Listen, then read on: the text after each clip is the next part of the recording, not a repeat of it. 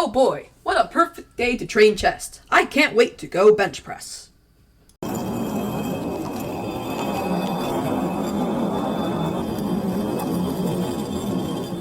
Maybe I'll actually hit a PR today.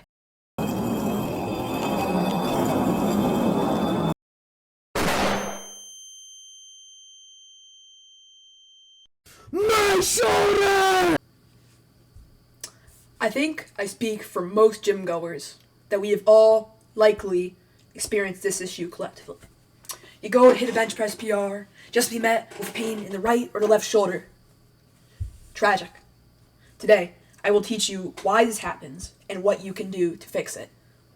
If you haven't experienced this, don't click off yet, because I'll still teach you a valuable lesson about joint stabilization in compound lifts such as deadlifts, squats, and of course, bench press. If you're only interested in solution, just skip to whatever time in the video I'll put, like right here, where I'll recommend some potential solutions to this issue. And if you find this video useful, consider subscribing.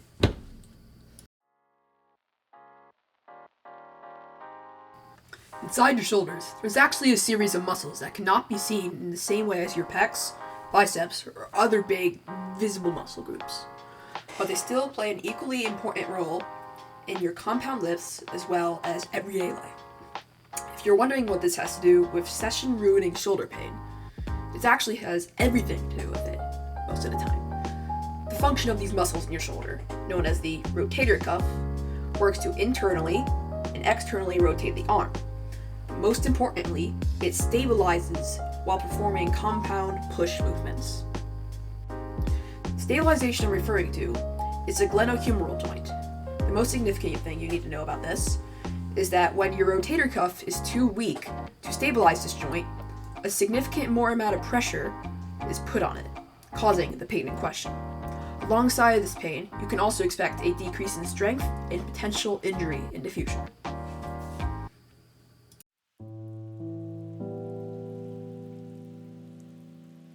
Since the pain and instability stems from a lack of strength in your rotator cuff, assuming you're not injured, the next course of action would be to strengthen them.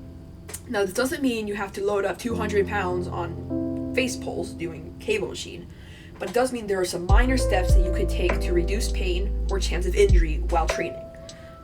First off, there is the banded internal rotation, or external rotation.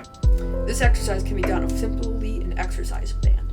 It's one of the major functions of your rotator cuff muscles is to internally rotate and externally rotate. So therefore, these exercises are a good way to strengthen them.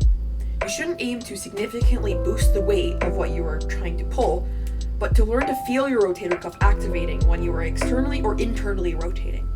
So you can actually apply and activate these muscles while you're bench pressing, taking the stress off your shoulder joint and solving the problem at the stem. After you've done these exercises that you see on the screen a couple times, that focusing on that feeling of the muscles activating, you can emulate that feeling by doing a dumbbell bench press with lighter weight than you usually would. Just focusing on feeling that same contraction during a bench press.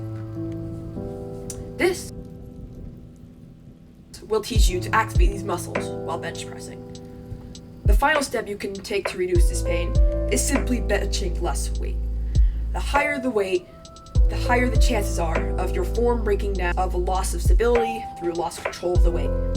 I'm not saying you have to lift light, but consider how much weight you should really be lifting to build the muscle you want.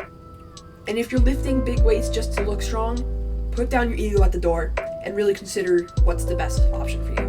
Remember, the gym is to get stronger, not just to be strong.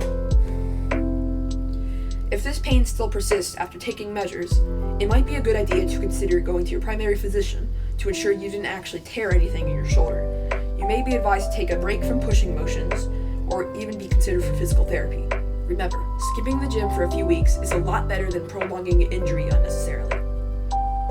Thank you for watching this video. If you found this useful, consider liking or even subscribing. Have a good day.